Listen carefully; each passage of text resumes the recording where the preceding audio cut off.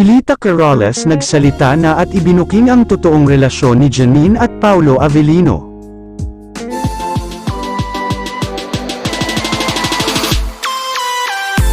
Sobrang saya ngayon ang mga tagahanga ni Janine Gutierrez at Paulo Avellino dahil ayon sa aming nakalap na balita, isa umano sa mga sumusuporta kay Janine ay ang mamila nito na si Pilita Corrales.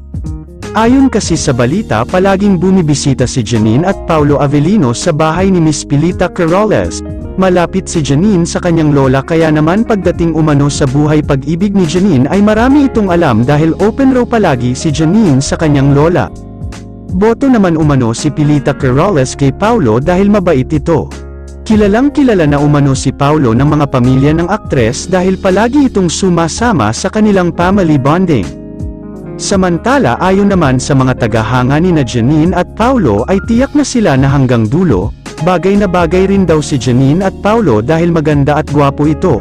Kahit hindi naman raw aminin ng dalawa ang kanilang tunay na relasyon ay halata naman raw na may namamagitan na sa dalawa. Masaya rin ang mga taga-suporta ng dalawa dahil napag-alaman na balak na rin daw magpakasal ni Janine at Paulo dahil gusto na nila malagay sa tahimik.